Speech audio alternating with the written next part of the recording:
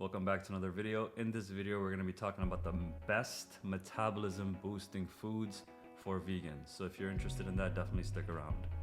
All right, so before we talk about anything, we always want to understand the baseline understanding of the words that I just said to you, right? So first we need to know what vegans are. And so what I want to do is go ahead and take you to the desktop, talk to the AI, so that everyone can be on the same page, right? So we want to know what veganism is. So let's see, what is vegan? Okay, let's see what the AI can tell us. And then from there, we'll see what we should actually do. Lifestyle and dietary choice that seeks to exclude the use of animal products, particularly in food. This means that vegans do not consume meat, dairy, eggs, honey, and other animal-derived ingredients, as well as avoid wearing leather, silk, and wool. Wow, okay. Veganism is often motivated by ethical, environmental, and health concerns. So what do you understand from this, right? So let me come back. So these individuals have a lot more requirements in how they actually, go through life. It seems like a lot's going on, ethical, environmental. They're motivated by a lot of things. All good. If you're a vegan, cool, welcome. Learn about something that would benefit you as well. So now metabolism boosting, right? So irrespective of what you eat, if you're not eating any animal products, all good, because you're technically like a vegetarian to me in my eyes. And that's great, because then if you want to do that, then we can talk about metabolism right now. So what is metabolism? We all understand that how does your body use fuel for energy. And that's super vital for you to make sure that you actually get the proper nutrition for your body to be a certain way. So if you're watching this video and you're just a little bit overweight, then what's going on, right? We're storing a lot more than we actually need. And so as a result, it's being packed on as fat.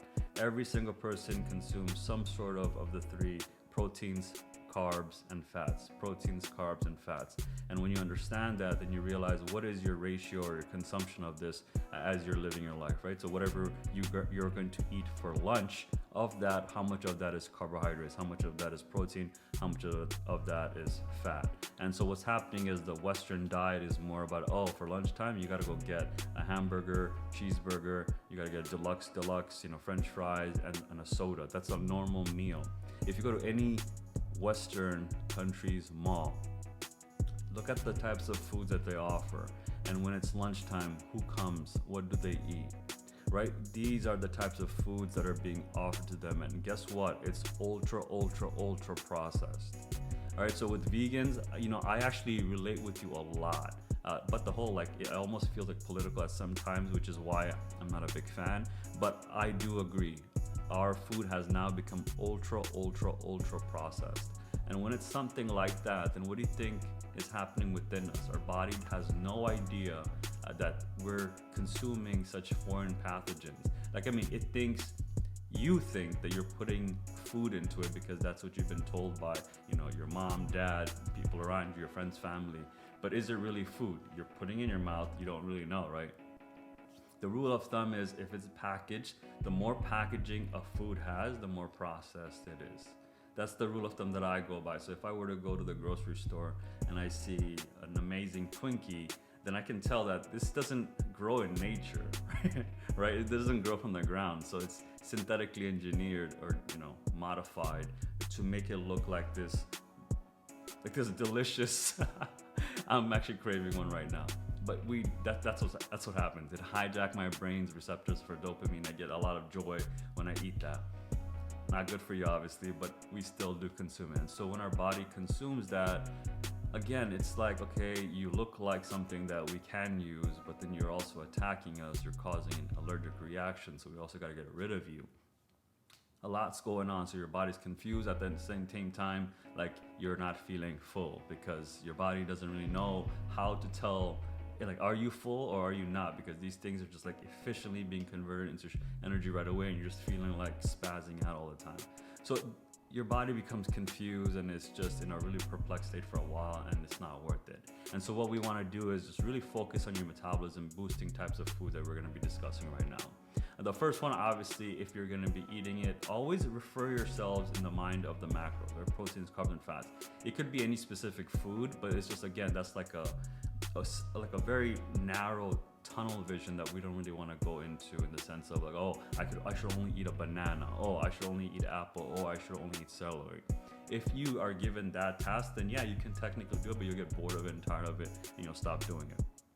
What needs to happen is we need to fundamentally ingrain this information into your way of thinking about food. What is food, right? We said food, we didn't say specific types of food, we said food. And as a result, we just said it over and over again.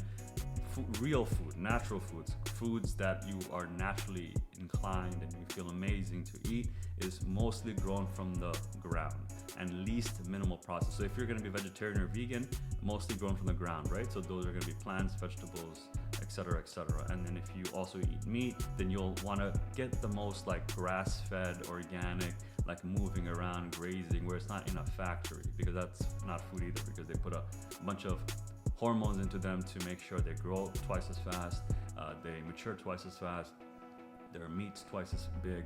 And so they engineered it in a really poor way, which is also going to affect your body, because your body's taking in like alien meats. It's like us getting a meat from an off-world country to here.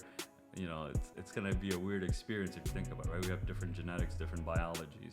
And so that happens a lot. And so hopefully this whole video, you got some value out of it. You understood what types of things boost your metabolism, because at the end of the day, things that speed up your metabolism are things that your body can use as energy. And when it uses as energy, you need it. So cold shower is a great idea that you can employ, but it's not related to foods, but it's more related to your ability to actually harness that power of thermogenesis. But with that being said, guys, hopefully you found value in this video. If you like this video, definitely hit that like button. If you did not like it, let me know why. Hit that dislike button and write in the comments below, and I can take a look at that later on. With that being said, I'll see you in the next one. Take care. Bye.